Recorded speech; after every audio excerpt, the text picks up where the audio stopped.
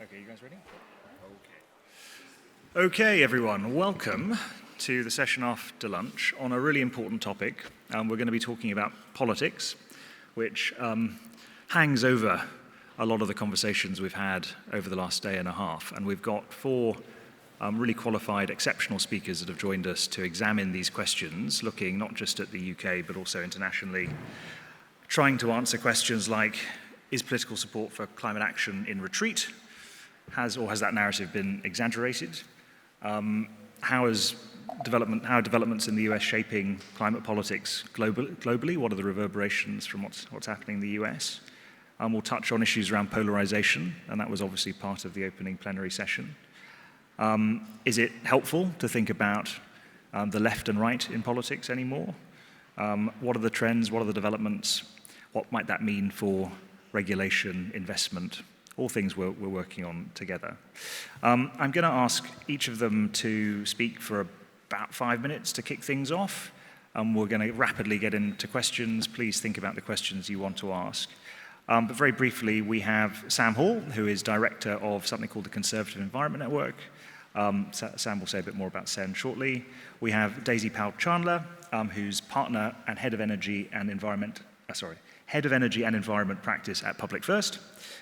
Bernice Lee, who you've heard from before, who's at Chatham House, and Pandora Lefroy, who's the founder of Project Tempo. And Pandora has agreed to go first, so over to you. Brilliant. Thank you very much. Good afternoon, everyone. My name's Pandora. I'm the CEO of Project Tempo. And Project Tempo is a not-for-profit organization focused on understanding and finding solutions to the systemic political challenges facing the energy and climate transition. A bipartisan organization, we use best-in-class voter research and data modeling to understand the role that key voter groups are playing, including those who are currently feeling disenfranchised, are playing in driving the backlash against climate policies.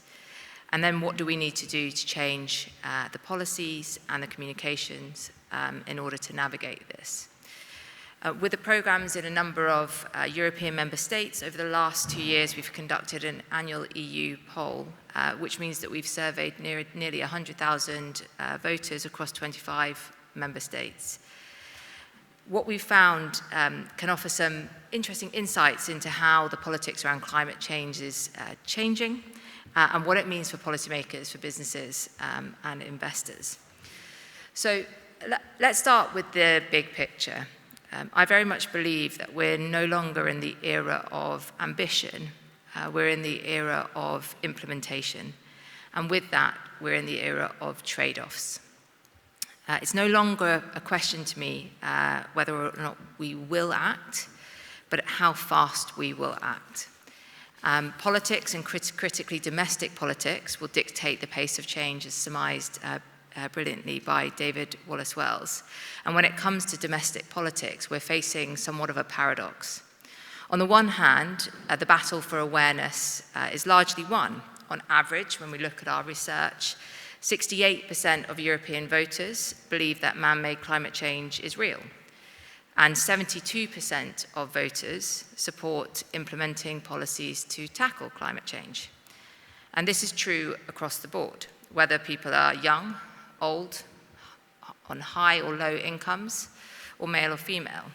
But at the same time, we see that politics around climate change is seemingly getting harder, not easier. Why? Well, some have suggested that this is a left-right divide. Voters for left-wing political parties support climate action. Voters for right-wing political parties are more skeptical or even reject climate action. However, from our research, we find that in the politics of today, it's not so much about a left-right political divide, but much more about a socio and cultural values divide. And through our analysis, what we found is that voters who identify with the climate movement tend to be more progressive in society. They are concerned with global problems, liberal on social issues, and less connected to the nation state.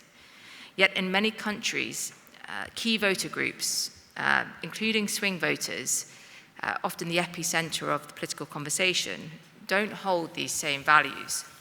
They're more traditional, rooted in their local area, connected to their sense of national pride and that nation state. And the problem is that when climate policies are made by those associated with the movement, or indeed those who advocate or identify with that movement, it tends to reflect their values and the values of that group. And it's underpinned by this moral sense, the moral imperative to act on climate change.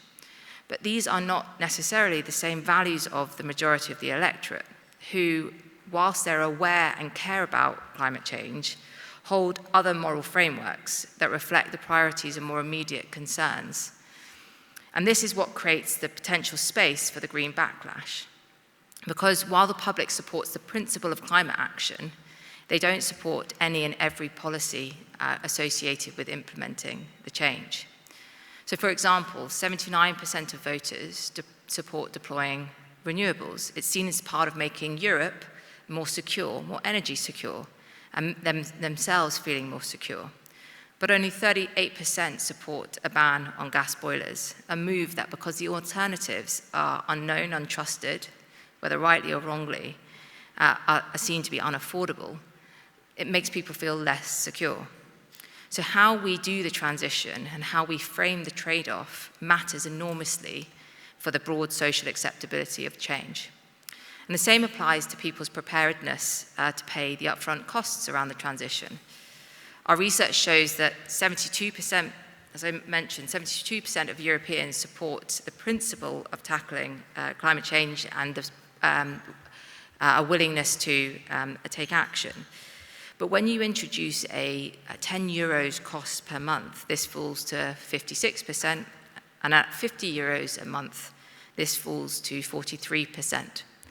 Again, it's about understanding the trade-offs and that understanding of the trade-offs and how we ensure the outcomes of these policies better address people's everyday and more pressing in their minds needs and concerns.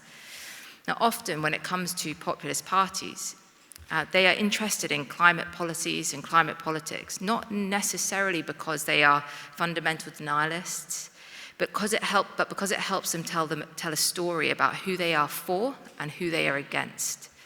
And this was the story of the Dutch farmer protests. Central government versus the people, city versus the countryside, globalists versus localists. And these protests led directly to the farmer citizen movement, winning provincial elections and to the success of Geert Wilders in the parliamentary elections 6 months later. RN in France, Reform in Britain, and others are using net zero to tell a similar story. And if we're going to diffuse the cultural war around climate, we must start meeting voters where they are, making sure that climate policies is delivering broad outcomes for people that reflects voters' more pressing needs, those in rural communities, small towns, post-industrial, or indeed current industrial areas. So this means starting with why, and in many countries, environmental ambition is still framed around sacrifice and constraint. It's not a winning message. We need to reframe around opportunity, protection, highlighting the potential improvements for health, quality of life, economic opportunities, and energy security. Net zero and climate change might be the what, but it can't be the why for many people. For most people, it's too abstract, too complicated, too removed from their lives. So to succeed, government and business will need to have a relentless focus on the tangible. Net zero and climate action must be discussed and delivered in a way that connects back to voters' priorities, tackling the cost of living by lowering bills, bringing economic opportunities back to left-behind areas, delivering new infrastructure that renews a country. I'll leave it there for now, but let's start to the conversation. Thank you. I had one follow-up question, just building up from some of the points you were making, and some of the points that have been made previously during the summit. So, you hear people saying climate change polls as a top 3 issue, and those sorts of statistics are used all the time in the public discourse and by the environmental community. But is it really? I mean, how sticky is it as an issue? You're saying that it's not really. So I think there's a genuine concern and care around climate change. But what we're asking people to do is undergo a huge amounts of change. And with that, there's a number of policies that they need to support. And so people can and do support the principle of tackling climate change, and they are concerned about it. But there are other more pressing needs, and when the policies around climate change come into conflict with those other pressing needs, it creates problems and it creates schisms and creates more polarization on the issue. Okay. So as soon as people are given trade-offs, they then prioritize other things, and maybe we're not acknowledging those trade-offs as much as we perhaps should. Okay. Daisy, over to you. Thank you. Good afternoon, everyone. My name is Daisy, and I'm from Public First, which is a politics, policy and strategy consultancy. The mission of my team is to change government policy and corporate strategy in order to reduce the impacts of the climate crisis. And I thought normally I'm the one who gives the numbers, but Pan's beaten me to it. So I'm going to try and give a bit of context about the history behind some of those numbers and what they mean compared to some other measures. We spend a lot of time these days talking about a drop in support for climate action, but I think it's important to remember that climate action remains substantially more popular than any of our political parties. You may think that is a low bar. So I will say that climate action also remains substantially more popular than Beyonce, which is a slightly higher bar. But the peak of that support was back in around 2021, which is interesting because you would think COVID would have been dominating people's worries, but also there was a whole host of other interventions going on in the economy. There was also a lack of organized scrutiny and opposition in the press, and we do see a sort of virtuous or vicious cycle, depending on which direction you're going, between public opinion and the media. But overall, we see back then that climate is regularly up in the top three. What are the most important issues facing the country right now? The NHS, COVID, climate. And now it has dropped down. It's usually in the top 5 or 6, but it has dropped out of that top tier, and it's viewed as a second-tier issue. The context is very different now. The economic context of the country has declined, but we're also seeing that feed through into how people feel about their lives. The cost of living crisis is about more than just money. It's about a feeling about what that money can buy and about the situation that your family finds itself in. And in that context, as Pandora has described, the trade-offs become more stark. Why are we spending on money on this stuff when I don't feel safe letting my kids out to go play with their mates because of what might happen, when the weekly shop feels like a stressful occasion? Despite all of that, though, there are some underlying measures that are quite strong. And I think if you work in the climate field, it's easy to feel a little bit down at the moment, especially given the political context in America and what we're seeing in terms of the opposition here in the UK. But it's worth noting that post-Trump, we're still seeing a lot of corporates, for example, carrying on their climate-related programs. They're just calling them something different. In fact, in Canada, we're probably seeing more rowback on climate programs because budgets are being cut than we are in many of the states of the US. And mainstream Republicans are still backing a lot of the action that we would need to see America go through if they were to meet the targets that they no longer have. We're also seeing corporates reframe a lot of climate action into a risk profile, both the risk against their assets, but also future reputation risk. If they row back too much on their commitments now and the political context changes again, the backlash might be even greater in a decade's time.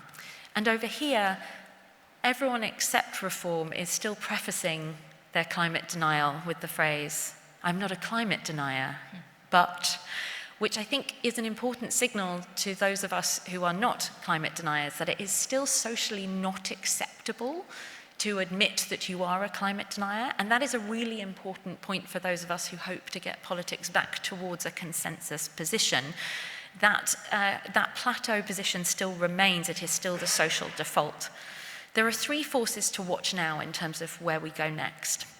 The first is the appearance of more obvious climate impacts, this summer's heat waves, but also the increasing evidence being compiled by important and valued and trusted bodies such as the Met Office, the OBR, are producing more and more reports that show these impacts are happening now, and that makes it easier for us to explain to people that this is something that they need to prepare for now, not in the future. That is contrasted against what we're seeing, quite a lot of magical thinking from some parts of the opposition, both the Conservatives and Reform, in terms of the idea that we can just not prepare for this, no adaptation, no mitigation, and it'll all be fine in the future.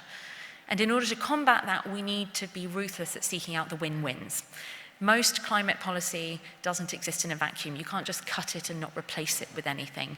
If you don't build renewable energy sources, you need to build grey energy sources. And the supply chain problems out there at the moment mean that it takes over 5 years to get a new gas turbine. You can get a lot of wind built in that time.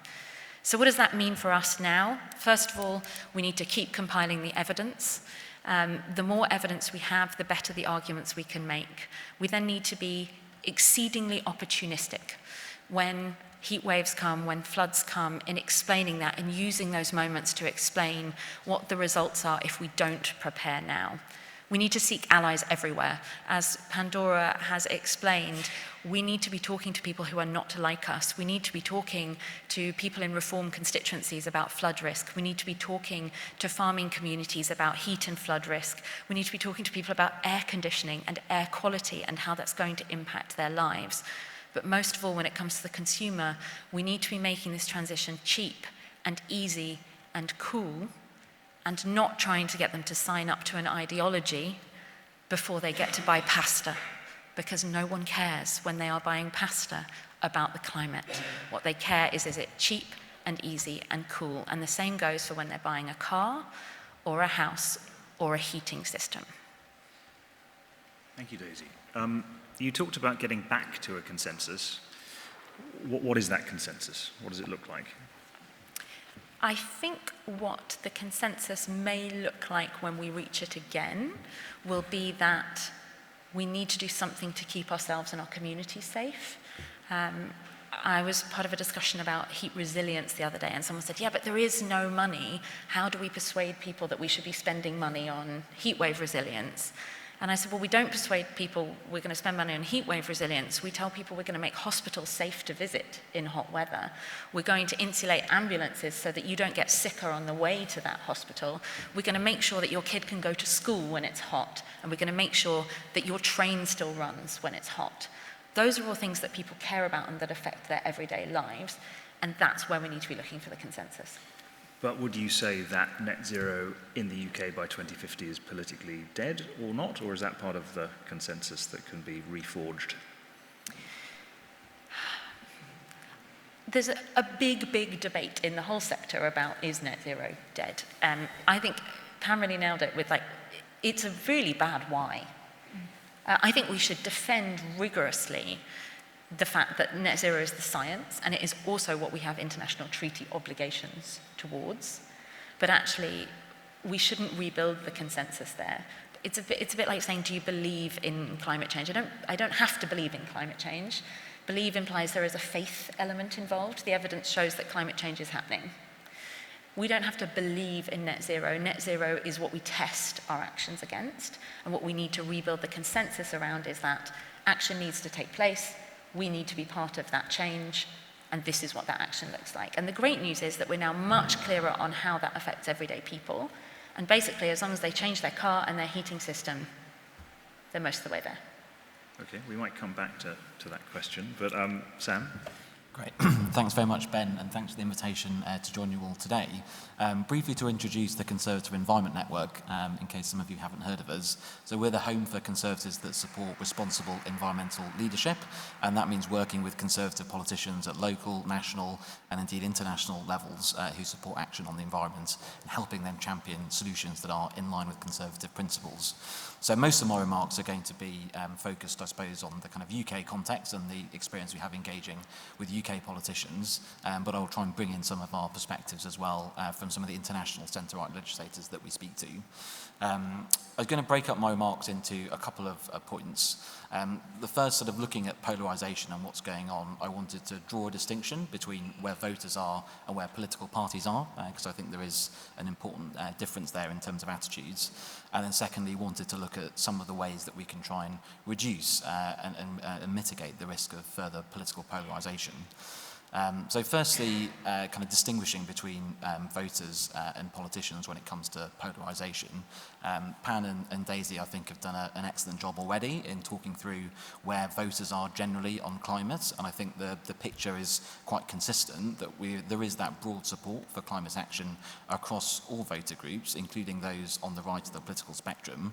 However, it can be quite shallow, particularly when there's a trade-off against cost. And as Ben alluded to in his question as well, this phenomenon that we saw a few years ago where climate was a top 3 issue for a lot of voters, that has been sliding. So it's now more like 5th or 6th top issue. And if you look at voters on the right of the spectrum, it's even further down. So it's broad but shallow, quite low salience. What we are seeing from voters, though, is a rise in support for populist parties, including in the UK with Reform UK. And so there might be a bit of a paradox here, that we sort of see these voters who generally support action on climate change, but yet back parties that are very anti-climate. And I think the reason for this is overwhelmingly because of the low salience of climate compared to the really high salience of issues like immigration, which is what is driving those voters towards populist parties like Reform.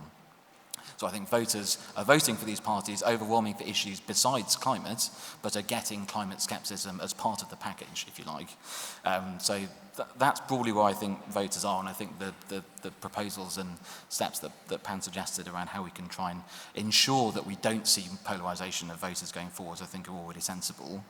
In terms of politicians, I think the picture is much clearer, that there is a big problem here in terms of kind of rowbacks and polarisation happening, including on the kind of centre-right parties, which have traditionally been much more sort of supportive of climate action. Perhaps the exceptions to this rule might be the German Christian Democrat Party, who have recommitted to the 2045 net zero goal as part of their coalition deal and announced a €100 billion fund for climate. But I think elsewhere across Europe, indeed, the kind of trend is clear. Lots of those centre-right parties are pushing to weaken aspects of the Green Deal. In Australia, we just had an election where the coalition parties wanted to effectively halt renewables expansion and instead start up an entirely new nuclear industry from scratch, which implies quite a significant delay in terms of the clean energy rollout. The Canadian Conservatives wanted to scrap the carbon tax entirely and didn't propose an alternative. We all know what's happening in the US in terms of the Inflation Reduction Act and the tax credits there. And then here at home, obviously, with Kemi Badenoch, we've seen the ditching of the 2050 net zero goal, which the Conservatives themselves only enshrined 6 years ago. In terms of why I think this is happening, so I think a big part of it is that conventional parties do feel that threat from populist parties and want to try and neutralise that threat by aping parts of their platform. I think there's also, they're looking at the polling that shows cost of living is higher salience than climate, and so when they can find these wedge issues that pit climate against cost of living, they think voters will back them on a measure that prioritises cost. But I do think there's also substantive policy concerns on the part of these politicians. Now, in the UK in particular, we do have incredibly high electricity prices, and the reasons for that are obviously varied, but I think part of it is how we've done the energy transition, how we've funded it, and I think people in the politician sphere are picking up on that. And then I think supply chain security as well is another one that I think is a serious concern that does need addressing. In terms of kind of way forward and how we reduce polarisation, so I think partly touching on Ben's question, I think we need to be clear what we mean by polarisation. I think we should not be seeking to have complete consensus on the solutions. I think that would be unhealthy from a democratic perspective. I think it's incredibly unrealistic. It is inevitable and right that centre-right and centre-left parties bring in their own political traditions when designing solutions to climate change, but we should be trying to aim for that kind of consensus, if you like, on the need to act, on having a positive policy to try and reduce emissions and limit climate change, and I think that's what we should be aiming for. I think just sort of touching first on the voters, I think the key thing has to be trying to fix I actually don't think we've got a big problem with climate policy in terms of the voters and how we reduce polarisation. I think we actually need to try and tackle the drivers of what is causing people to vote for populist parties, so control our borders, make sure government actually works effectively and delivers for people. I think that will be way more effective than trying to do anything specifically on climate in terms of trying to avoid further polarisation of voters. In terms of politicians, I think we need a new conversation essentially on the right about climate, a kind of new set of messengers that are sort of right-coded, if you like. I think people in this room have got a really important role to play in terms of business and investor voices that can speak in kind of economic language that is grounded and balanced and realistic. I think that can speak very well to people on the centre-right. I think some of the frames we've already talked about around national security, resilience, self-reliance are also really critical. I think politicians generally want to hear much more about practical delivery that can achieve those wider co-benefits than they do kind of debate about targets. And I think in terms of kind of the international sphere, I think people want to hear much more about policies that are going to advance the national interest rather than sort of following in the kind of multilateral paradigm. And I think kind of my final point was I think we do need to recognise the changed political context that we're in. I think one of the frustrations you hear from politicians is that our climate conversation does feel kind of trapped in that COP26 framework. You know, we have seen gas prices fall from their peak during the Ukraine crisis, and we've seen the cost of certainly wind go up because of higher interest rates. I think that's something that often doesn't feel like it's been picked up by climate campaigners when politicians hear them. We're in a much more finance-constrained world in terms of public expenditure because of defence, and again, I think that often doesn't get recognised. So I think updating some of our arguments to recognise that politicians are going to and need to grapple with some of these wider factors, I think would also be crucial for having really credible messages that can cut through to politicians. Thanks, Sam. I just wanted to see if you could say a bit more about how we got here with reform. So just sort of imagine you're briefing somebody who's completely new to this, might not be from the UK, and might not really know what reform's about. How did they emerge, and how is this similar or different from what's happened and what's happening in the United States?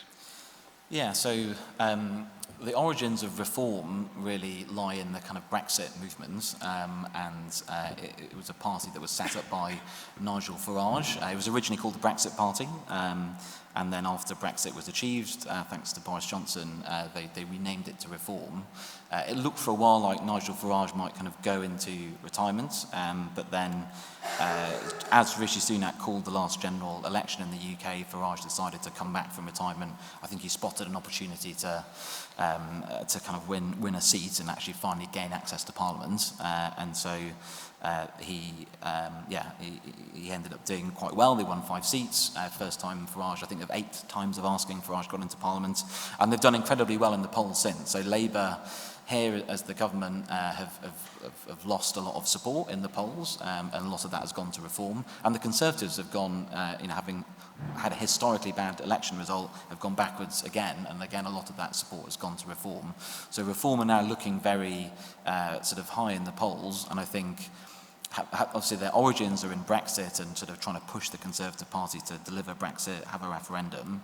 Now I think it's sort of broader than that. Immigration is definitely the one policy issue that they're really focusing on, but I think their support really stems from a kind of wider kind of alienation, if you like, from the political class and people feeling like government just isn't delivering, and I think that's what they're harnessing very effectively. And in our equivalents of kind of midterms, the local elections, they perform very well, won a lot of councils.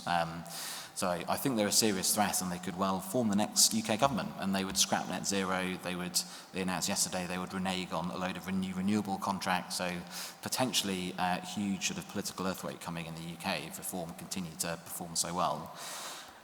In terms of how they're different, I suppose the kind of mechanism, the route to power is different. So obviously Donald Trump took over the Republican Party, if you like, in the US and has sort of shaped it in his own image, whereas Farage has gone for a sort of outsider strategy, creating a new party, and he has ruled out doing any kind of pact with the Conservative Party. He wants to kind of destroy that. So I think there's a different ways in which they've both sort of come to power, but I think a lot of the messaging is quite similar, and I think even this sort of like shift left on economic issues, I think is quite similar to the Farage's sort of back to nationalisation.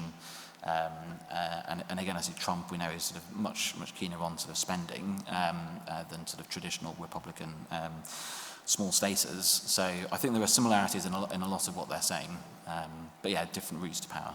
But when you said, and I saw Daisy nodding, you know, you basically said something along the lines of, well, if we fix a high salience issue like immigration, then people aren't going to vote for reform and the populists.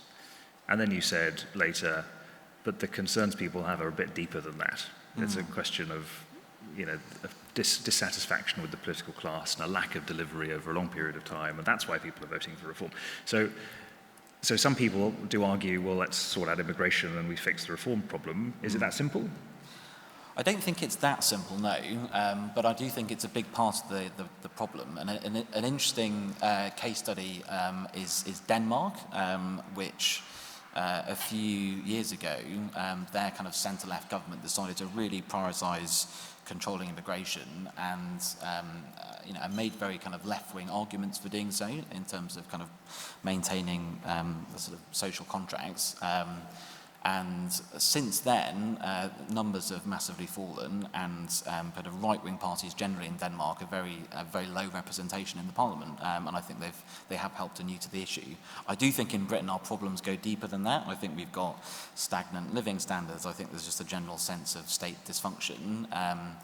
But I do think if you look at, Denmark would be a kind of an interesting case study where neutralising the key issue that has provided, if you like, the kind of fuel for that populist party to really rise up, I think can be quite effective. And, you know, we can save ourselves a lot of effort of worrying about, you know, climate policy, when I think it's much more that, really, than what we're doing on climate that is driving the support for reform. So some quick interventions from Daisy and Pan, and then we'll hear from Bernice. Okay, I just say, when it comes, because I think the point about, you know, if we fix immigration, do we solve it? I completely agree with Sam. I think it runs deeper. In many ways, if you look at the passage of these voters since 2016, ultimately there are group of voters who have been after change. You know, with Brexit, their vote for Brexit was about change. How do you change the system? Because it hasn't seemed to be working for them. When they voted for Boris Johnson in 2019, it was to continue that passage of change. And then if you look at the platform that Keir Starmer stood on in last year, it was a platform of change. But the time frame by which they are rewarding or affording political leaders to deliver that change is getting shorter and shorter and shorter. And so a year after the election, many are still feeling that actually life hasn't really changed. The government still isn't delivering for them. And so they are looking for more alternative solutions, and that's what sort of leads them towards reform. So in many ways, the issue has been consistent since 2016. It's just not really been tackled or dealt with by the current governments in power. And the thing I would add to that is that there's two things that are really important to think about on the net zero front related to this. The first is that actually when reform started to rise again, one of the reasons that net zero net zero hadn't really been something they talked about much before, but at that one minuscule moment, the Tory party seemed to be doing a better job on immigration, and so reform couldn't bang on about the one thing they had always relied on before to prove they were different. And so they picked net zero. They had a bit of a confab about it, and the thing they came out with was, okay, well, environmental stuff then. And so it was very deliberately chosen as a place where they thought they could pick a battle on the culture war. And I think it has therefore become symbolic. But what we're seeing is a slightly paradoxical reaction to that, because people choose reform in part because they seem to actually be different. I'm sure we have all heard people say at some point, oh, well, they're all kind of the same anyway. And I used to be the person who would say, no, I mean, there's a big difference between Tories and Labour or whatever. People do not see them as different. And what is interesting about the reform rise is that the other parties are now deliberately aping them on many axes, which unfortunately really feeds into this feeling that the other mainstream parties do not stand for anything. And so actually one of the best reactions to reform would be for Labour, for example, to really stake out what it means to be Labour. And instead, at the moment, what we're seeing is both Conservatives and Labour trying to look like reform, which unfortunately triggers exactly the reaction that drove people to reform in the first place. So you've got this, one, they're making net zero and climate actually higher salience by talking about it because it's a wedge issue, and then they're changing politics and policies even though they haven't won an election because the other parties are responding. Okay, we'll come back to some of these themes, but Bernice, over to you. Well, thank you. To be honest with you, I could continue to listen to conversations about reform, and also remembering as well that after Brexit was done, that January when we come home and thinking, whoops, it happened, the first thing I heard was that the Farage party wanted to do Claxit. And that was back in 2017, when you think about it. It took this long for the constituents to be built. So in some sense, even if the ideas were there to be taken, but actually at the same time, what gave me some form of comfort perhaps is the idea that it took a while for their constituency to be built, and also equally, hopefully, meant that we could rebuild the constituency in the other direction as well. Now, back to the quainter world from which I live, which is really the international politics question around what happened when there is an extremist in power in one of the largest countries in the world. I think that right now I would say that half the world is suffering from what I call a bad boss syndrome. Now, of course, I have no experience of bad bosses. All my bosses are paragons of virtues and brilliance and everything. But at the same time, what that really means is that half of them feel a bit demoralized. It's really the good guys who want to do more, felt that, oh my God, what are we going to do? And the other half said, well, actually, we never really liked the boss anyways. And right now, what the problem we have is that we don't really think we want the new boss who's in town, whoever that might be. And we haven't figured out a way, how do we share power in a multipolar world? So that means that we are, in some forms, in a bit of a limbo in some ways. But then again, the slightly good news, I'm going to give you the good news first, is that in Seville 2 weeks ago, in the Financing for Development conference, what seemed to have happened is that when the bad bosses had to leave the room, folks decided that, well, actually, maybe we have more in common than what we assumed. And therefore, now what they didn't do was to try and agree on priorities, which is what everyone wanted.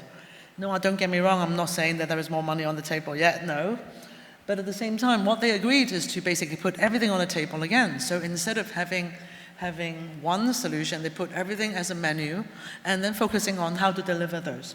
So now, in some sense, the bad boss, as I said, when you have a bad boss, you get organized, you mobilize. So that at the moment, we're seeing that dynamics. But we have to remind ourselves, however, that the bad boss syndrome came, or the bad boss got elected, around the time when we're already seeing very fundamental pivots in the climate change debate globally.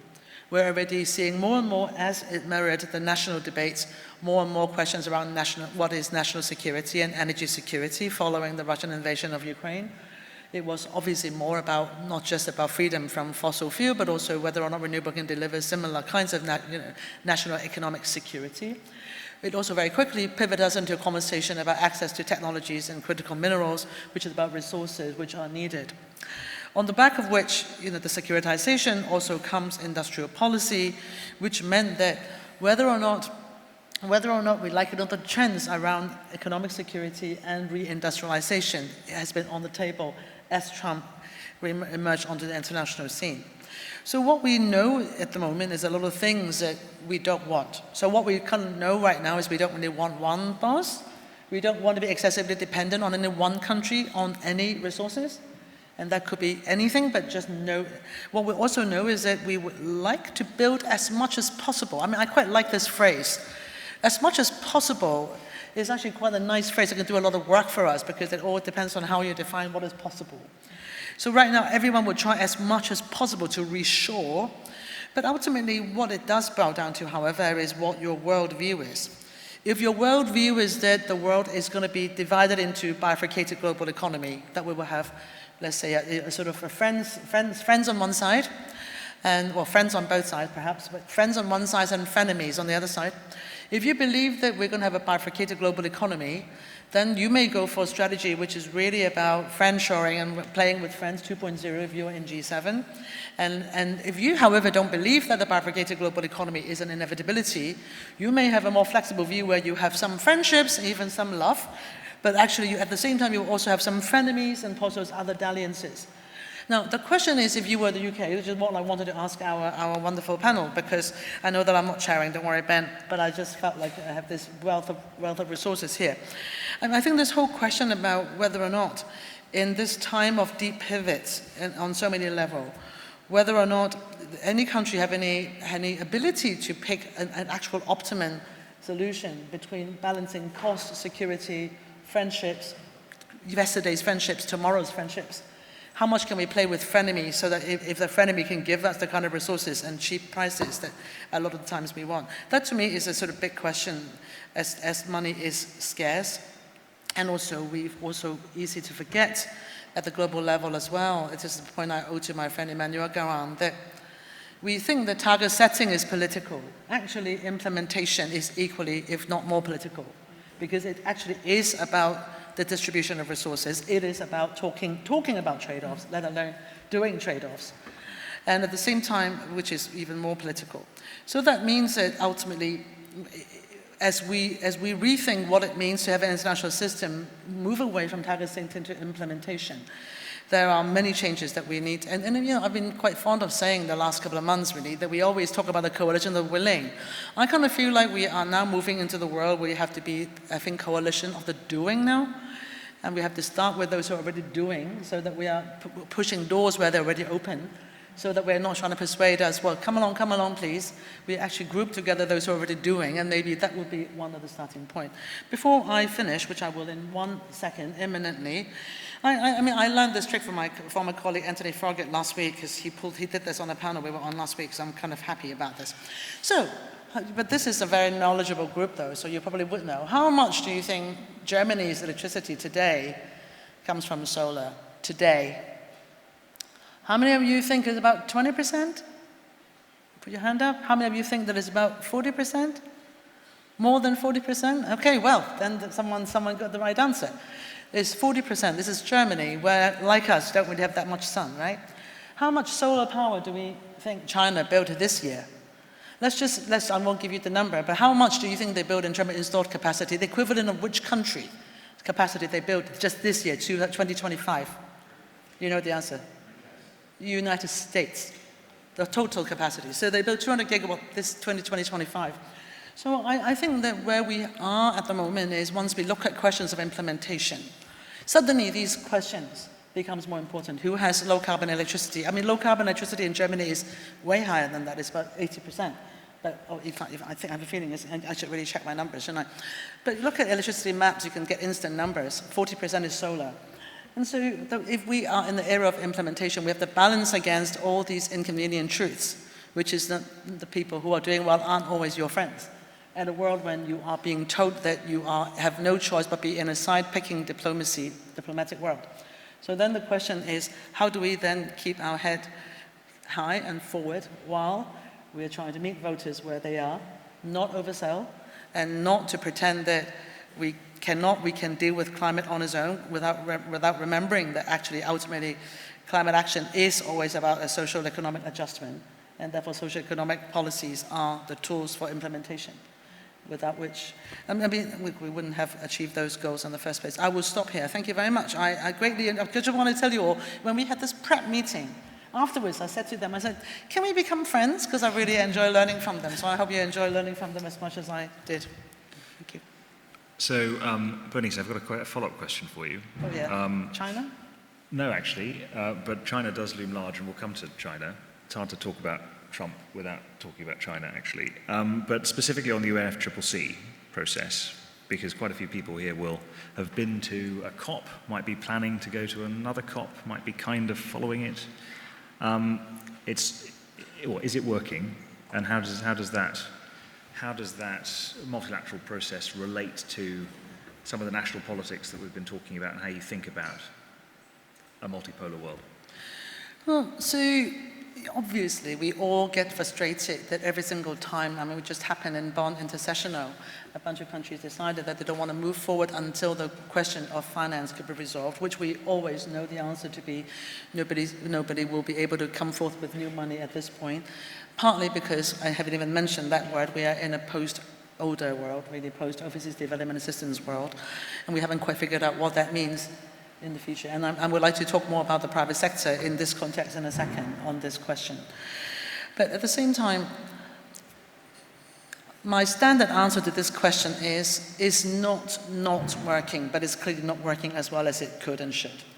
What I mean by that is, again, all of you have heard it a million times, right? We were heading for 4 degrees, 3.7 degrees back before Paris, and now we're heading for about 2.7. Now, not great, 2.7 to 2.9, but not great, but at the same time, it's not true that nothing happened, right?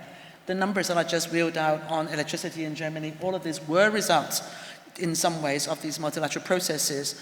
We thought of them as steroids, right? We used to think of COP processes as steroid that really injects sort of this moment of muscle into delivery.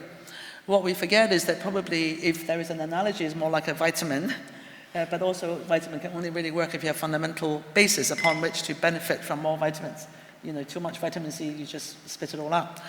And that means that ultimately strong national action was always going to be the fundamental and the basis for strong international action, not the other way around.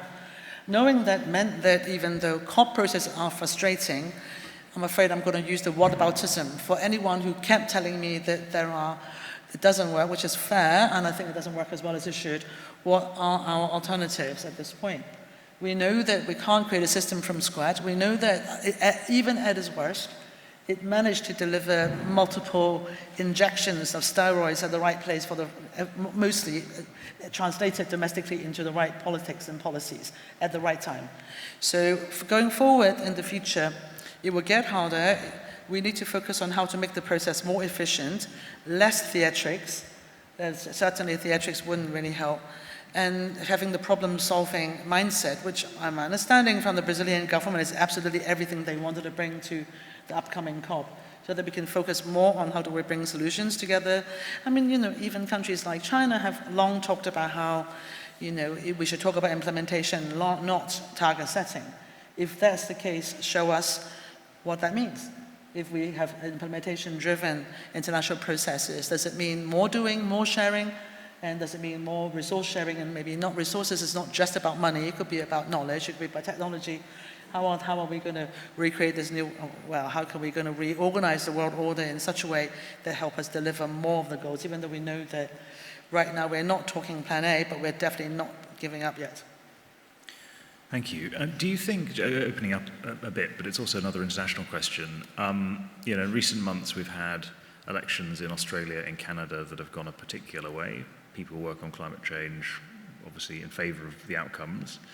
That's partly in response to American politics. But you've also, in contrast, had another election in Poland, which has gone the other way. Can you divine any kind of momentum in either way from those three results and other results that we're seeing? I mean, people who know a lot more than I do about elections would tell you incumbents currently are not in favour. They would tell you that the trend is much more about incumbency being ousted, more so than pro-climate or pro-other stuff necessarily. And also, I went to a Perry Anderson lecture not so long ago, so forgive me for bringing, I know that we are talking a lot about centre-right and right, so let's take a different perspective. The left perspective is indeed that if you think about three of the drivers of extremism being inequality, oligarchy, and he called factor mobility, which is basically immigration. The question is whether or not different political parties have answers to these questions. And his dictum was that whether we like it or not, the far right actually has an answer to the question of immigration. We may not like the answer, but there is an answer, whereas many political parties simply don't actually have an answer, let alone the right one for that particular constituency. So if you pull all of these together, the question I have is whether or not that we can rely on the weather in some ways and physics to do some work. I was going to start speaking about how geopolitics is not the law of physics, but it turns out that climate impacts are obeyed by that set of law of physics more so than the politics part. So without answering your question, as I know, I'm not. Yeah. I want these guys to try and answer the question. Sorry. So I'll let someone else Canada, talk. Australia, Poland Sorry, Danny. views. It's okay. So I think in the case of Canada, I think you definitely can sense the kind of impact of Trump there and the close association of the Conservative leader Pierre Poilievre with Trump, and I think Carney effectively portrayed him as such. But it's also very interesting to see the kind of ruthless pragmatism on display from Mark Carney, though, who has been this climate advocate in his former career, and one of his first acts as leader was to water down a carbon tax. So I think there's definitely kind of, merit if the kind of progressive cause wants to hang on to try to be pragmatic when issues become problematic to get rid of them. I think Trump was a less visible figure in Australia, but I think still played a part. I think a large part of it was just quite uninspiring leadership from Peter Dutton. And actually the nuclear policy that I mentioned, I think, was also an area of weakness for them. They, Australia obviously has this huge solar resource. It's got uranium, but it's got no nuclear industry at all. So as a kind of energy policy, trying to start nuclear entirely from scratch really makes sense. And I think that was one of many areas where the kind of campaign fell apart a bit. So I think it's a mixed picture in terms of the impact Trump has had. I think there has been a bit of a kind of energising feel, at least in like the immediate aftermath of Trump's election on the populist right. His success kind of did embolden, I think, a lot of the people on the populist right. But I think as the geopolitical tensions have mounted and the tariffs have come in, I think that has petered out a bit, I sense. Yeah. And on Poland, I think it's important to remember that it was a presidential election following the recent government election, where obviously you saw change away from law and justice. So actually, compared to other sort of, I should say sort of votes for sort of populist parties, it shouldn't be sort of characterized as much as the same sort of shock around it, because in many ways what was happening in Poland is the electorate have voted for change in quite a sort of close run election for the last year. That hasn't really necessarily sort of come through, and there's obviously been Tusk's government's been in a lot of sort of been trying to do that, but it's not necessarily materialised. And so through the presidential election, it was this sort of voting coalitions on the right decided to, again, sort of exert their desire for change. So it wasn't as extreme as you might see in other sort of populist characterizations of elections. I agree with all of that. I'm not sure I have a huge amount to add, but I would just say I think there is something interesting in this point about incumbency. And I also think someone was telling me the other day, I was at a conference about the global centre-left and how it should respond, and it wasn't very inspiring. And I was like, well, I think honestly the fact that you thought that you could create a global centre-left response to what are inherently very localist, very realist responses from the populist right is in itself a demonstration of the problem. And I think in a world where we are becoming more multipolar, we are going to need new examples. I think the Trump example does remain powerful, both as a positive and a negative in many contexts. But actually, we mentioned China earlier. How does China perform as an example in the climate debate? We may, over the next 3 years, see a major shift in how we talk about China. If they do reach peak emissions, we may actually have to completely change how we talk about them. And the climate sector has been going through an interesting shift on that, but it hasn't cut through. And if you think about the 40% figure in German solar, and you look at the amount of solar that Saudi Arabia is deploying in order to displace oil out of their power generation. You look at Pakistan, where they have an extraordinary amount of solar being deployed by individuals and households onto roofs to the point where it's disrupting the grid because people have been self-disconnecting from the grid. The kinds of examples and political dynamics we're going to be talking about internationally are going to go through a really big shift over the next 5 years. And if Trump finishes his term in the manner we would expect, which is no longer a certainty, I would argue, then actually we may find that when he finishes that term, the rest of the world has moved on.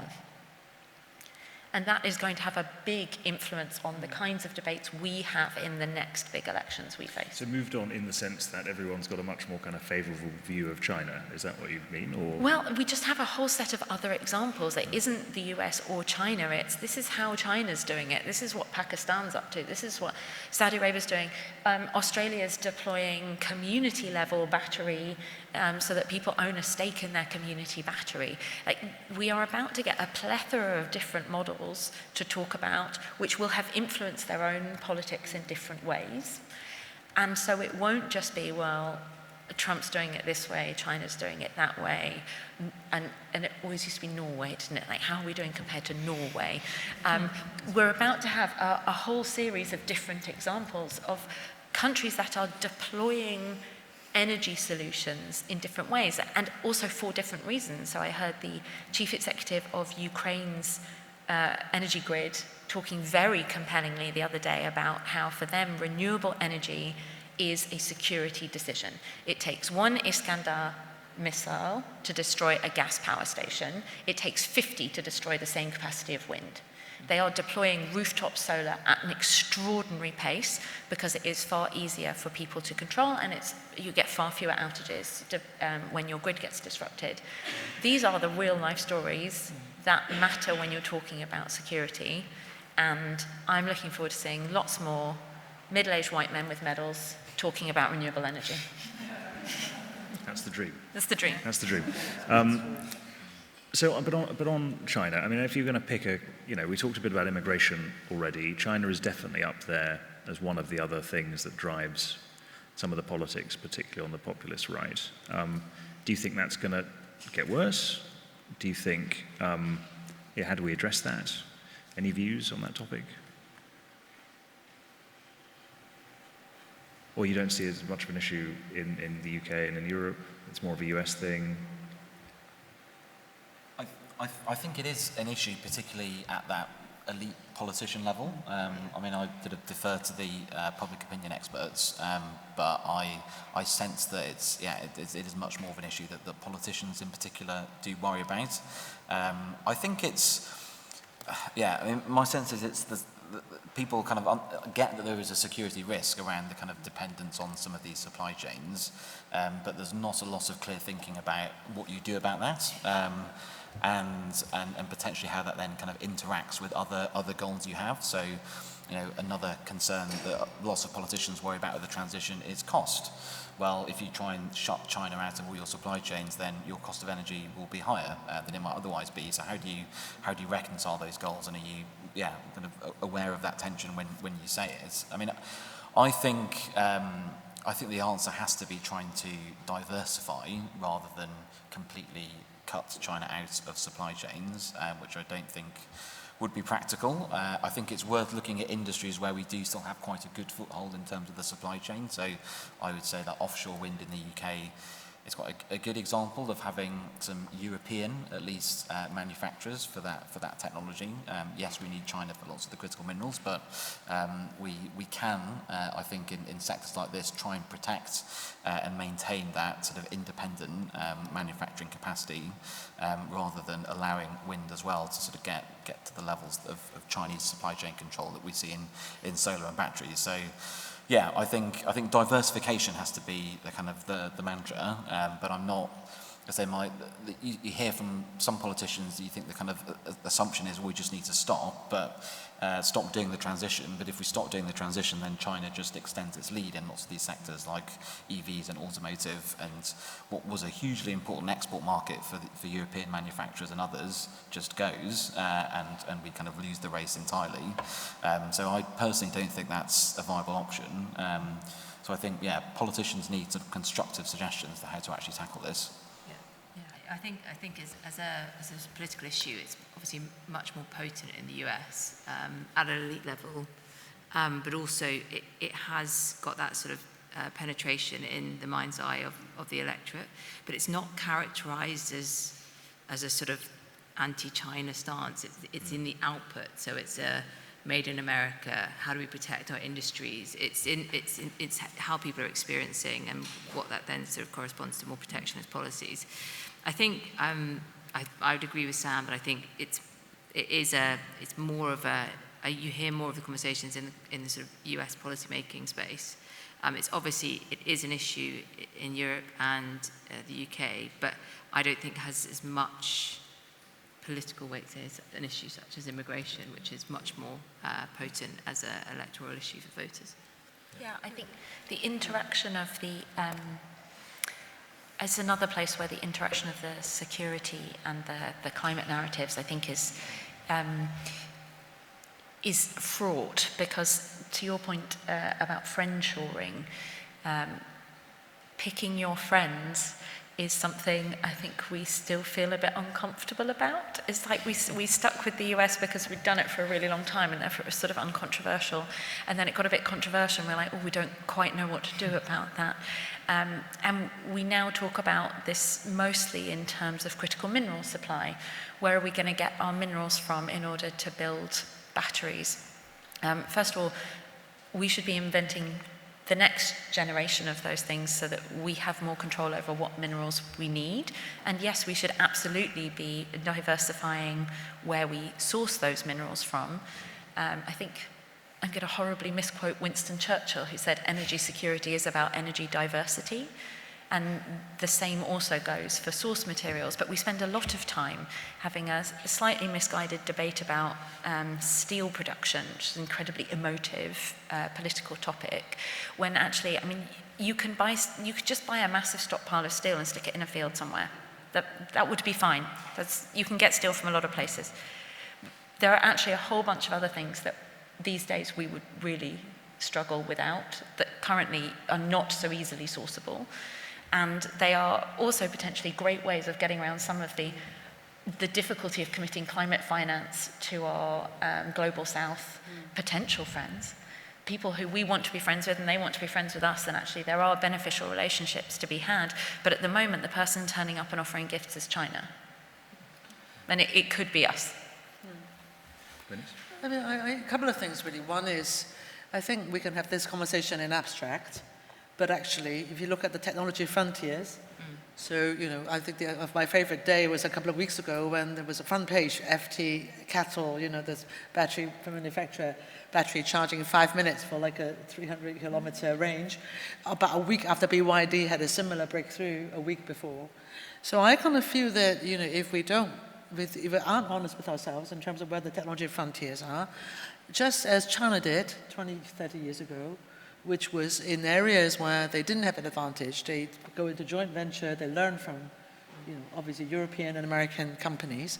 The question is whether or not in areas where we're not quite there yet in this country, whether or not, and for that matter other parts of Europe, whether or not we can think through a sort of a reverse strategy that is really about making sure that we still have access to those technologies that are on the basis that China will still want a high value addition market here, whereas Europe obviously will only be able to, and Europe and the UK perhaps will only be able to enter into dalliances of this sort if that also means they reduce dependency at the same time, which has to be part of the goal too.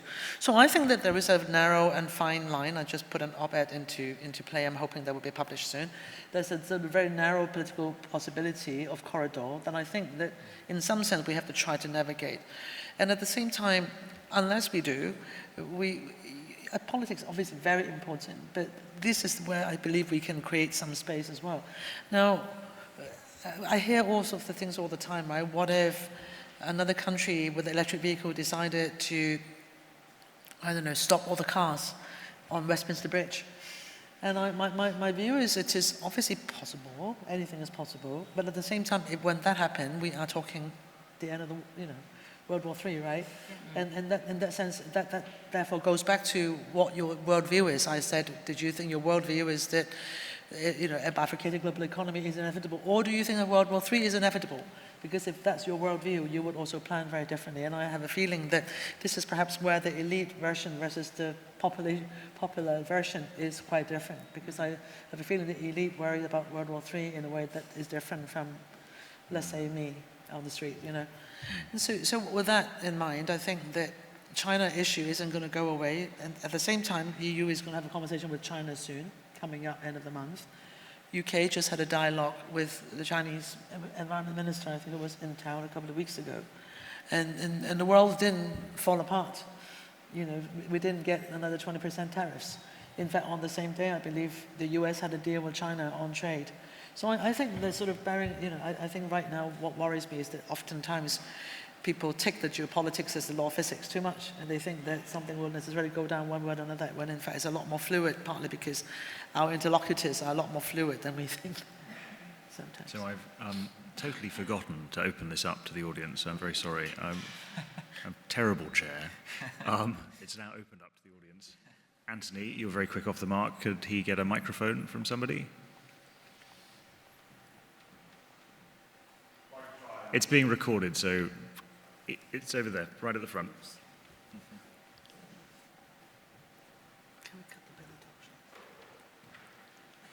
And then there was somebody at the back over there as well. Brilliant, thank you, Ben. So Anthony Hobley, fascinating. I love this conversation. Every single one of you's offered, I think, fantastic insights. In terms of the UK and how this applies to the UK, I'm perhaps a little bit more sceptical, I think, than many of you. I think, you know, politics is always about the local and things that, you know, in a democracy matter to people. And, you know, though, I call them the right or the left, I mean, those who oppose those for whatever reason, the policies, the agenda that we know is absolutely necessary, they are, I think, much better than us at identifying what those issues are for ordinary people, and then telling those people, you know, whether they can, it's real or not, but telling those people what they want to hear. And I think in the UK, you know, people care about cost of living at the moment, the NHS, maybe education, you know, ordinary things. And we just always fail, you know, myself included. We get very technical, we get very complicated. We just fail to find a way to talk about those issues and how this whole agenda will address those. And actually, I'd recommend everyone here watch this. I got quite upset, quite depressed watching a recent Dispatches documentary with the title, "Could Nigel Farage be our next Prime Minister?" And most of that hour was about his whole policy and rhetoric around the cost of net zero. And if we get rid of net zero, essentially we can fund raising income tax for every single one of us to £20,000, which will cost billions. And it didn't seem to matter that he actually had no substance for, you know, what the figure was, or the fact that even when pressed, he was like, well, I don't care, it's 43.10, well, it doesn't really matter, does it?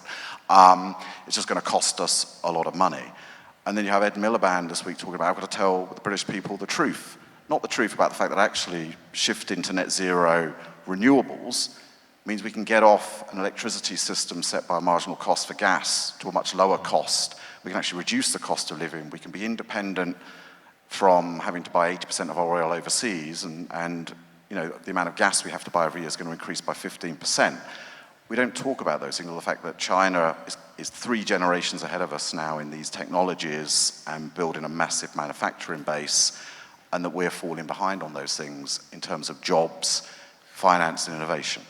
Okay. So, you know, why can't, you know, when it comes to the politics, why can't we do that? Why can't we translate this into the issues that actually matter for most of the voter base? So a lot there. What I just to sort of emphasize the direction, I think there is a question about why the broader environment climate community is not very good at politics. Is that true? And if it is true, why? And what can we do about it? I have views. Okay. Yeah, we suck sometimes, don't we? I was in a meeting recently, we were talking about how to save net zero, and someone suggested that we needed to talk about international burden sharing and our historic emissions responsibilities. And I said, if we do that, we will lose. But they suggested it very earnestly. It is hard, and actually, as I said earlier, I think what is really important is we need to stop asking people to buy into the ideology in order to do the thing. There are 2 conversations we are having here. One is at the elite level, where we need to be pointing out to the Conservatives, for example, that they did sign some treaties that committed us to climate action. It's not an arbitrary number, it's based on science. Then there is a conversation with the public, where they're already bought into the climate thing.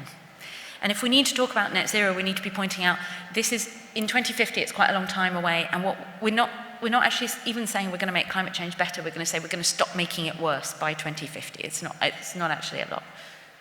And we're halfway there, which we need to say a lot more often. But what we actually need to do is stop talking to the public about this and instead concentrate on bringing down electricity bills, on allowing trade with China so that they get nice cheap EVs, on making it cheaper and easier and fewer planning restrictions so they can get a heat pump, and on being clearer on the things that are actually mattering. Like, we probably shouldn't be selling gas boilers in 10 years' time. It's not consistent with a plausible pathway to net zero. So, but they want clear guidance from the government. They don't want to be told, you can do that, but you'll have to pay more tax. It's like, wait, are you saying it's okay or not? So we should be making these things cheap, easy, and cool, and we should be drawing very clear lines about what isn't okay. But we should not spend our time trying to get everyone to agree with us, because first of all, we will fail. The devil has the best tunes because they don't feel obligated to tell the truth. Can I posit a thought as well? Is that I think quite often we start with climate change, and actually that, when we think about, the stuff we talked about, is people are concerned about climate change, but it is a second, third, fourth order concern that they have against the other things that matter to them. But often when we think about how we're both designing the policies but also talking about the policies, we start with climate change. And actually, we need to think about how do we start with cost of living first? And what would the policies look like, the climate policies look like, if we were trying to deliver an outcome around cost of living? Because then we're in a much stronger territory. You can get the same outcome, get the same decarbonisation outcome, but you're starting from a place of where the voters are. You're not asking the voters to come to you. And I think that's, if we're thinking about the challenges that are being sort of thrust upon the movement, thrust upon the climate agenda, it's because often our opponents are starting with where the voters are. They're picking up on the issues that they care about, and then they're responding and associating issues like net zero with causing, whether rightly or wrongly, an added burden when it comes to that issue. I fundamentally believe that if we can stop thinking about climate change as a problem in of itself that needs to be solved, and start thinking about climate change or climate action as a means to create the solutions to the problems that other people have, we'll be in a much stronger territory to manage the politics moving forward. Okay. We've got a couple of questions. There's somebody with the microphone over there. Could the person with the microphone bring it over here? Yes. There was somebody with a microphone. There were two microphones. Yes. Hi. Thanks, Diane Trusibaya from Nest. We've heard some really great examples from the panel on what individual companies are doing in terms of climate solutions, which are becoming more economically viable, which is great, and creating opportunities for growth. Does that mean the case for global coordinated action on managing the climate crisis is dead? What can the UK do to, I guess, work more with other countries, exchange ideas, build more knowledge on some of the technologies that we can develop globally together to help the climate crisis? Okay, we're going to take two more questions as well. Hands up. Kingsmill, just there. Sorry, excuse me. Oh. Hello, my name is Anna Gorbatyuk, and I'm coming from Intercontinental Exchange. And I have a question. Pandora mentioned a very interesting statement in the beginning, that this is not an era of ambition, but it's an era of implementation.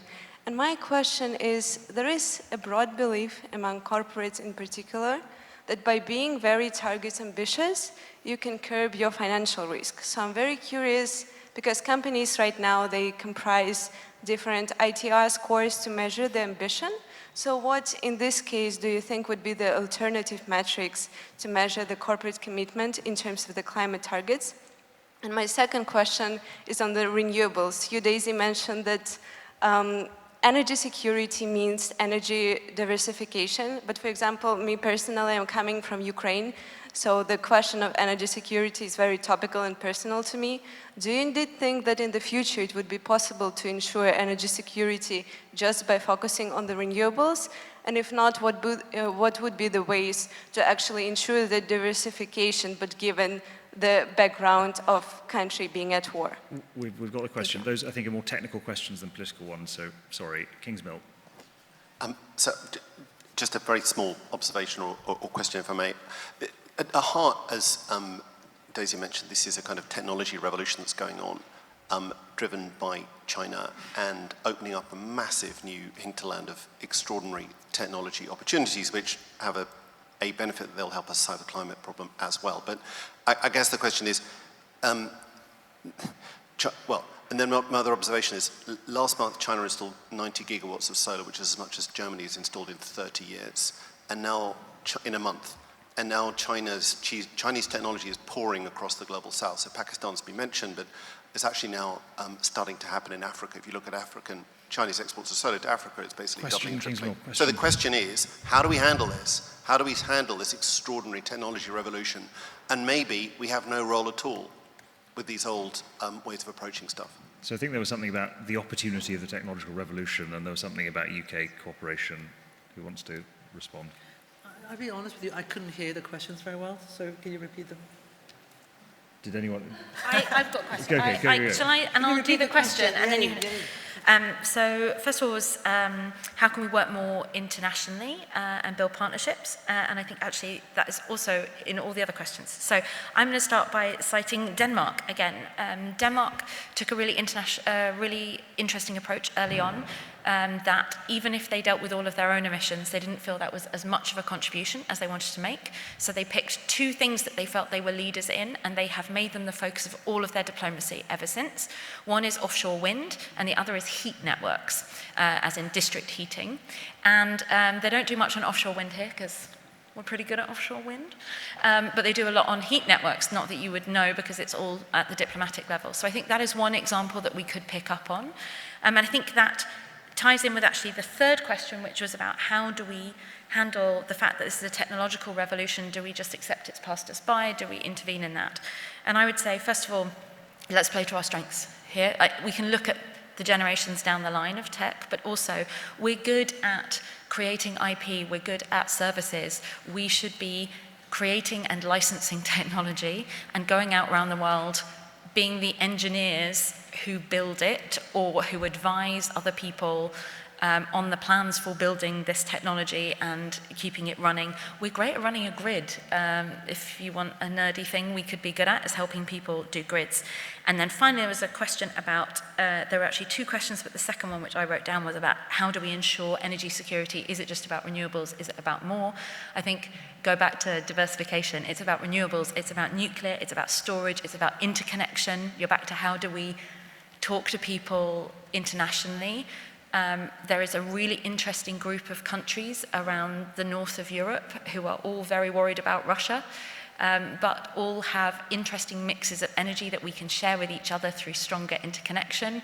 We're also most likely to be the people who end up having to send soldiers if there is some kind of skirmish in Northern Europe.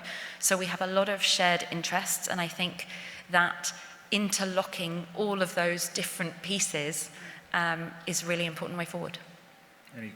Yeah, Bernice? Well, I think in terms of is it all have to be renewable question, I think that obviously the last revolution was about scalability, modular, and small to some extent, right? And there is a question about what next. We will continue to do what we're good at. I hope you like this, Kingsmill. We'll continue to do renewables as a result. But at the same time, we also know that there are things in the hard-to-abate sector and otherwise that perhaps if we start with them small, modular, scalable, in a world where we're no longer using one big Chinese manufacturing base to scale. So there is a question about how do we scale separately together. Meanwhile, do we need and can we do big technological collaboration? I think the real economy often moves faster than the governments and the politics. So in that sense, I think that in the real world, companies are doing it anyways. So the question is whether or not we can benefit and capitalize from those opportunities that are already happening, including car companies, which are already having all these partnerships with different countries and different types of technologies. So I sort of would very much like to think that is possible. I'm sorry that I couldn't really hear very well. I think it's my seat, I think. I don't think it's just my age. Thank you. Just a couple of answers to the questions. Firstly, on the point about kind of global action and whether it's kind of got a future given the sort of trends in politics that we're talking about.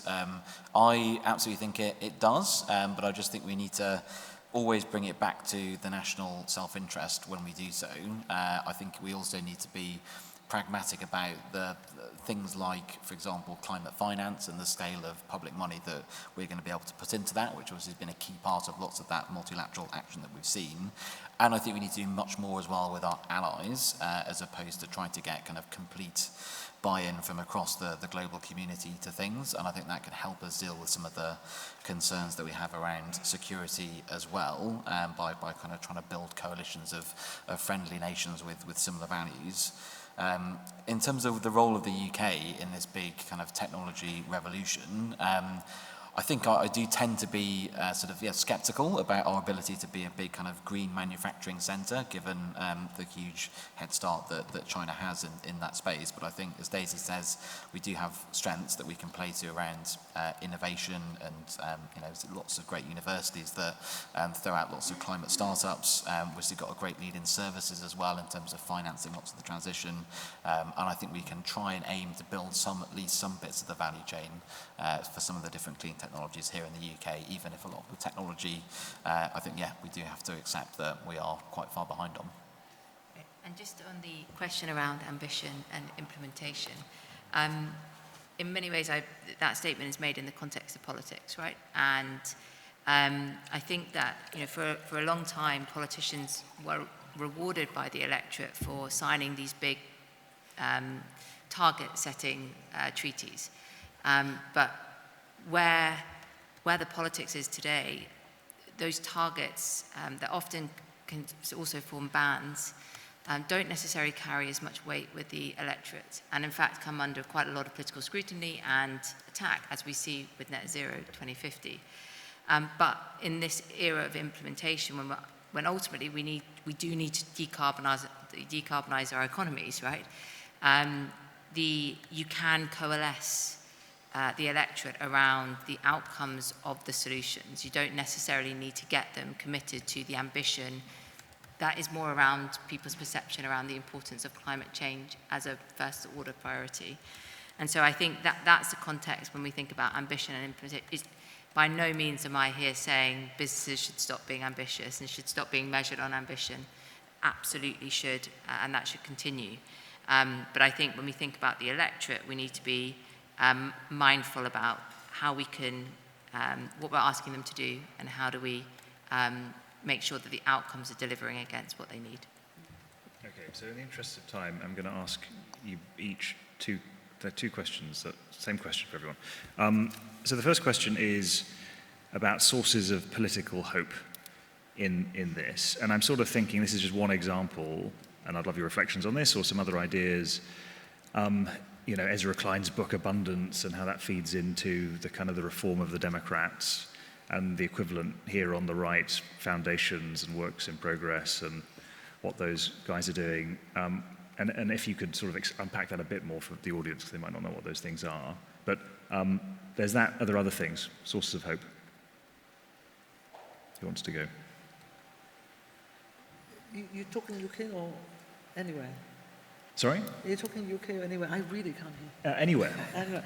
Well, if you look, could, maybe I'd start like with to somebody think who did they're the question. trying to have inclusive multipolarity. This is a mouthful. This is probably, can you help me get back the language, please?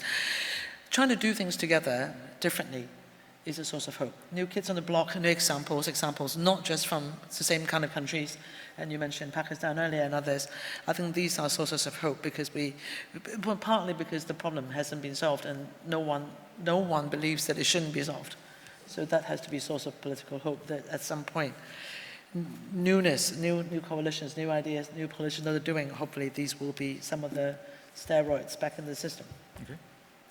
I think, yeah, in terms of sources of hope, and it links a bit to the abundance agenda that you were talking about, Ben. I do think perhaps less true in the UK, where I think we have the fifth least numbers of hours of sunlight in the world, but in lots of parts of the world, solar is just so obviously incredibly cheap and combined with battery costs, which are also falling, that you can get to that state of clean energy abundance that is also very affordable in a lot of jurisdictions, and that the route to doing that purely through market forces alone, I think is encouraging. And obviously linked to that, you've got the electric vehicle transition. So I think it's a bit harder for us in the UK. I think solar still makes sense here, but it is not, the economics are not as good.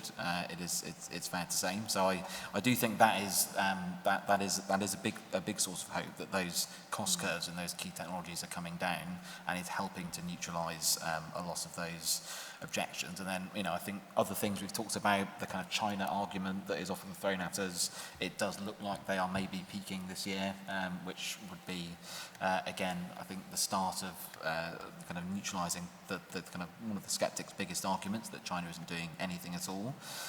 So I think that's also a big source of hope. Okay, hope. First of all, going to echo Sam's point about the economics.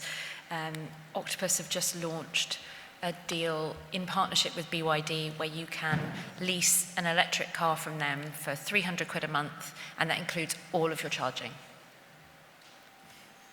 You get a brand new car and all of your fuel, and you never have to go to a petrol station again.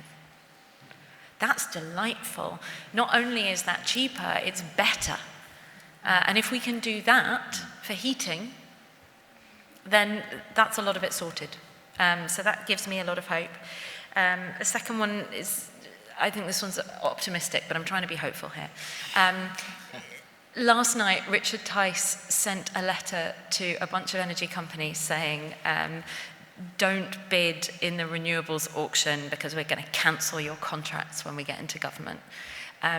This displayed his lack of knowledge of the sector in many ways, not least because he sent it to a bunch of companies that don't bid in those auctions. Second of all, that would be highly illegal and he would have to compensate those companies for doing that. And third of all, because he cited Donald Trump as an inspiration, as his final line. And it gave me hope because reform and the previous iterations have always ended up in awful infighting and recriminations, and it gave me hope that maybe they will just implode at some point. And my third point of hope, I'm going to regret at some point in the future, but is actually James Cleverly, because this weird thing happened where a member of the Conservative Party's leadership and a former leadership contender stood up and said, no, we probably should back net zero. We should do that. And that gives me hope that the Conservative Party is not lost. And perhaps they shall wander a little longer in the desert, but I hope they will come back to the sensible climate mainstream. Excellent. Brilliant. Yeah, I echo a lot of what the panel said. Mine is a little bit, perhaps a bit niche, but I'm going to go with it. I do a lot of, as you would expect, voter research, a lot of focus groups, and sitting in a focus group where a group are completely agreeing with the idea that it's net stupid, net zero. The same group asked why we were not building more wind, offshore wind, and why were we not building more solar panels, because we needed to make Britain more energy secure, and we needed to not put a pound in Putin's pocket to cite a campaign that's being run at the moment. And it made me realize that away from the noise, away from the sort of political conversation, away from the sort of, I guess, the ideological fights, you can create penetration with voters around the policies and what they ultimately deliver. That works. And I think we need to be more creative in trying to find those solutions, find those reasons for why. And that for me is the source of hope. Okay, and then the final question, from optimism and hope to brutal realism. Where do you think UK climate politics will be in 2030 after the next general election? Your brutally honest take, not what you'd like it to be, what you think it will be. Starting with Sam. Thanks, Ben. That's very kind of you. Well, I think you've got to look at where we will be in terms of the changes in the kind of the economy underlying it. I think we will have done a lot of the power sector decarbonisation. So still more stuff to build because as we electrify more demand, but we will be a country with a basically decarbonised grid by that point, thanks to the actions of, successive governments, but including this most recent one. Similarly, electric vehicle transition, I think, will be pretty locked in. So I think we will start to see a lot of climate, emissions falling and sort of climate progress. But in terms of the politics of it, it always depends on who wins the next election. And for my money, it is currently reforms to lose. I think the dissatisfaction with the two major parties is very deep, and I struggle to see Kemi Badenoch or Keir Starmer turning that round. But who knows? So we could be about to go backwards on a lot of policy, even whilst there is still some underlying sort of positive change within the economy. And so you guys need to stick to the UK. Bernice, if you want to answer in relation to the international at the end, you can do, but it's up to you. Daisy. I think, this is horribly reductionist, but I think it all comes down to what happens with energy bills. And I think that has two main factors feeding into it. One is, does the government grow a spine and get on and do some of the many things that it has that it could do to reduce bills, specifically electricity bills? If it does that, I think it stands a chance of telling a positive story at the next election, because by that point, EVs will be cheaper than ICE cars, from what we can tell. And there is suddenly a story to tell about your bills have come down, we're building stuff, we're a country that builds things again. And I think there is the possibility of something. The other factor in that is the international scene. Imagine a situation where Russia decides it needs to cause trouble somewhere else, and it decides that the Lange pipeline between Norway and the UK is a nice target to blow up. That completely changes the tone of the conversation, and that makes the energy security conversation much less hypothetical, much more real. And also, we know that it changes political conversations when it looks like you're on the brink of war. And you get more of those dudes with medals. Yes, talking about renewable energy, yes. Read Anatole Levin's book. Actually, I've got it on it's my my favourite bedside. book. Climate Change in the Nation State. I highly recommend it. Problem of going third answering this question is I just really agree with Sam and what Sam and Daisy said. So I agree. I think bills and how we address cost of living in the context of energy bills is going to be fundamentally important. And I completely agree with Sam that I think best case scenario is we do lock in a lot of that change, and we're in, if we're in a situation or scenario where reform, I might not say it's reforms to lose at the moment, but I think that by locking in that change, we're giving ourselves the best chance, as we've seen with some of the mayoral elections, of protecting some form of policy pathway when politics gets harder. But really, it comes to how are we delivering change for people over the next, or how is the government delivering change for people over the next 3 to 4 years? How are they delivering on their election pledge of bringing down the cost of living, bringing down the cost of bills? And that will ultimately determine the trajectory of climate change and climate action in the UK. Bernice. Well, I think that given the overcapacity in China of many of these goods, and I think Kingsman's organization, Ember, said something along the line of maybe it's not the fact that China produces too much, but the fact that the rest of the world deploys too little. If that's the case, then the question would be whether or not, where it makes sense and where the political relations did not stop folks from getting the best cost, best available technologies to be deployed, that meant that there'll be a large part of the world, partly because of I'm thinking BRI, the Belt and Road Initiative, and other, that will be on their way to decarbonizing their electricity system at least. And that meant that we will be, by 2030, getting into a much more sophisticated conversation about grid management, and obviously the next level as well discussion.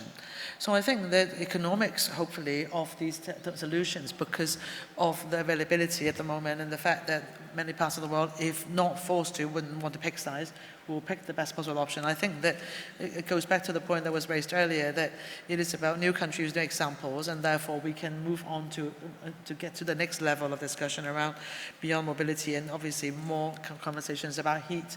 We'll have more understanding, and we'll have hopefully found a better way. I mean, this is, I'm mixing the brutal realism with hope at the moment, I know. The green premium problem exists, and by 2030, the question is whether or not we will find a solution. I think it's not being idealistic or hopeful to say that we will have to find one by then. So I think brutally realist, we have no choice but to find one, therefore we will. Great. Well, look, you've heard from 4 of the most sophisticated, insightful people on politics and policy on climate there are in the world. It's been a fascinating conversation. We've covered a huge amount of ground.